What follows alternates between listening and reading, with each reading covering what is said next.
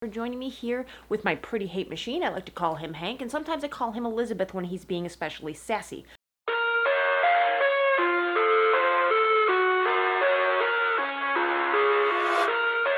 What is going on, guys? My name is Sarah, and I hope each and every one of you is having an absolutely tremendous day. Welcome to another video, and thank you so much for joining me here with my pretty hate machine. I like to call him Hank, and sometimes I call him Elizabeth when he's being especially sassy. But you are joining me for another Zwift Academy road workout. We're doing workout number 5, which is primed FTP. It is going to be a difficult workout. It is intended to drain your aerobic system. There's probably about 20 minutes of work at your FTP, so it's not an easy one for sure. You don't have to do long, arduous workouts with long intervals at FTP to make changes, and this workout is just that at only 56 minutes. And I'm going to be honest with you, I do not want to do this. There is not a single thing in this world I can think of that I want to do less than this workout right now. But that is where discipline kicks in. You might be tired, you might be out of sorts, whatever it might be, and sometimes you just need to get your ass on the bike. You know, I took a day off yesterday because the body felt like it really did need some time off. I was just fatigued, underslept, underfueled, and I just needed to take a day away from cycling, running, weightlifting, whatever the hell it might be. But today, it's just an I don't feel like it rather than an I can't. So it's time to get on the bike and just get moving. If you're in a slump like I've been, sometimes you just need to push yourself and you will feel better when it's done. I know that I will. So without any further ado, I'm going to get on the bike and get this workout done and tell you how it went. Believe kids screaming in their cradles, profanities.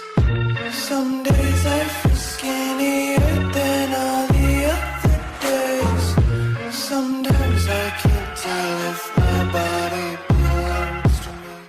Well, ladies and gentlemen, that was just as sucky as I dreamed it would be, and maybe just a little bit more. Nothing like a threshold level workout to make you feel pretty damn bad about yourself. But, as I expected, while it sucked in the moment, I feel 100 times better than I did when I started the workout. So you get that little extra energy from that endorphin rush, you get the dopamine hit from finishing another workout, and the satisfaction that just comes with doing something that you really didn't want to do. That's where discipline kicks in. So maybe you're feeling like you don't want to do it today, but I guarantee you if you just get one leg over the bike, you are going to feel a lot better when it was done. So I'm 2/3 of the way done with the Academy at this point. I have 3 more workouts to complete and then 1 more ride or race of my choice. I might do a couple of extras, but as Zwift Academy Tri is starting in less than a week, I may just graduate from road and move on to the Tri and sprinkle in a couple extra races or group rides from that academy.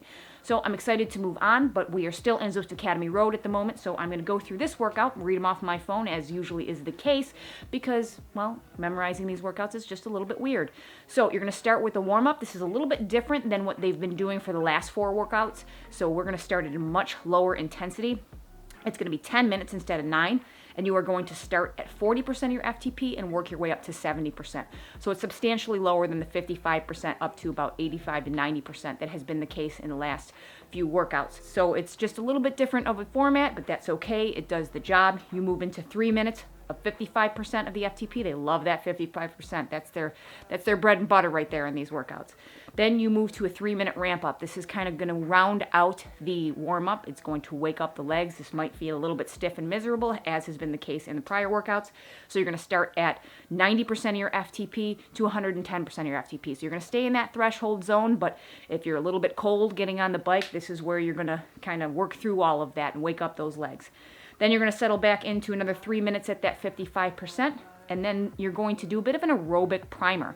You're going to do 6 minutes at 90% of your FTP. And this is just intended to build a little bit of fatigue into those slow twitch muscle fibers, do a little bit of aerobic capacity work before you go into the working sets, which are your threshold efforts.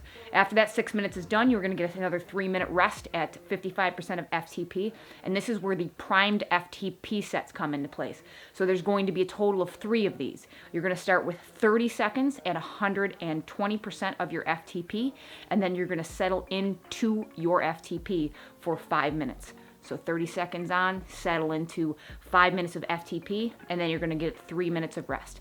And you're going to repeat that on effort 3 times, and then you're going to end the workout with a 5-minute cool down, which starts you at about 55% of your FTP and works you down to somewhere around 40%. So very straightforward workout. It's really not that complicated, but those 3 FTP efforts are definitely difficult, especially if you're not super fresh Once you start working in that, aerobic fatigue, especially with that first 6-minute set, don't underestimate that. That's sitting at your sweet spot. So it's certainly not easy.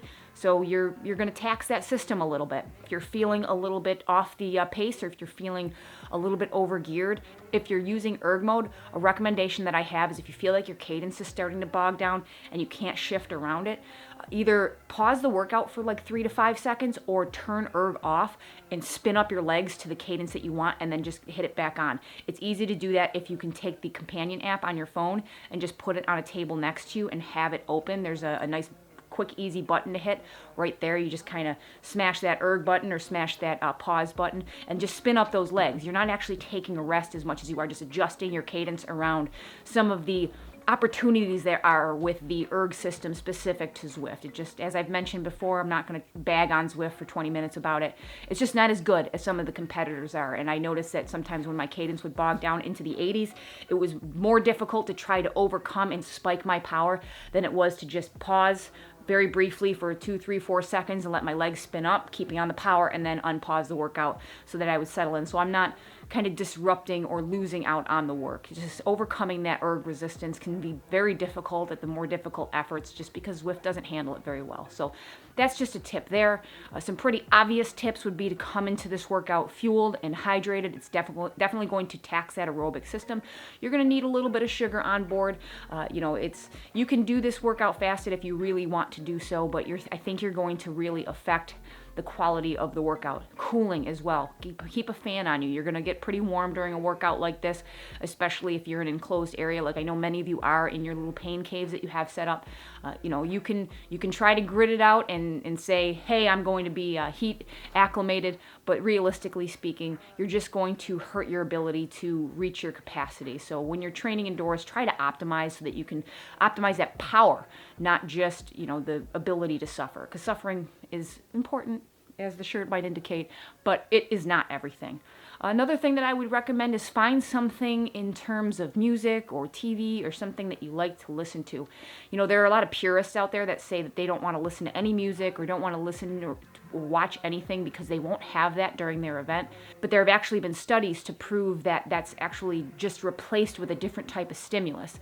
So it's not that you wouldn't perform at the same rate in a race that you would indoors just because you have music indoors and you don't have that music in a race. You just have a different impetus and stimulus coming from the competition and the people around you. You're just replacing one motivating factor for another. So get something in your ear that you like. For me, today I started with music, and I think that the intensity at that FTP level is just a little too low for me to enjoy music. Everybody's a little bit different, but something about the longer threshold level efforts and sweet spot efforts, I get a little bit bored and restless just trying to stare at the clock and finish out the effort. So listening to music sometimes just isn't motivating enough to get me through and pass the time.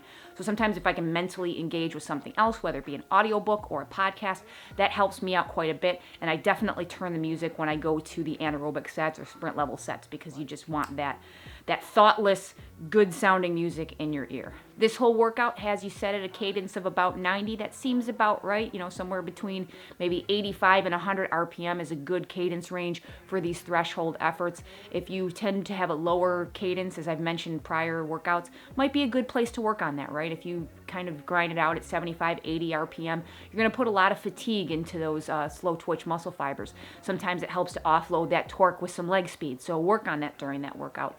It definitely is rather effective. It's short. It doesn't feel short, but it's shorter than the others by a few minutes. So I mentioned it's 56 minutes, and get done with it, get a lot of work done. It's a very efficient, effective workout. There's not a ton of rest, all things considered.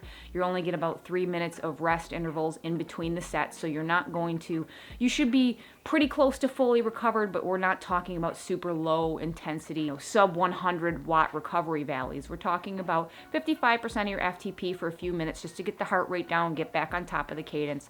So I think that this was a good workout. This is a good threshold level workout. This is very similar to some of the workouts that I have seen, even using Trainer Road for several years. So it's a well thought out workout. It's done with purpose. I think the on-screen instructions are pretty good. They tell you the purpose of the workout without giving you an entire novel to read while you're working hard and you're starting to fatigue. But this will tax your aerobic system. It does what's intended to do. I would recommend checking it out. If you have any comments, questions, concerns, please feel free to leave them down in the comments section down below. I would love to engage with you guys down there. But hit that thumbs up button if you have a moment. It really does help the channel and the video out quite a bit. If you hit the thumbs down button, that's completely fair, but let me know in the comments down below how I can do better the next time, because I want to make content that you guys enjoy. I know this time of year it's difficult to make really compelling outdoor content as the weather just is not conducive to that type of material, but I hope you're enjoying this Zwift series, and if you are, please hit the thumbs up button. Subscribe if you haven't already. If you want to hit that little bell button and get a plethora of notifications. I did that once. That's a lot of notifications. I don't blame you if you don't want to do that. But if you feel so inclined, hit the bell. It makes a fun noise and all that stuff. Or maybe that's just in my head. I'm not really sure, but I'm rambling at this point. I've got to get showered, get my butt to bed so I can go to work tomorrow. Thank you guys so much for watching, and I'll catch you in the next one. Inside my own world of make-believe, kids screaming in the cradles, profanities.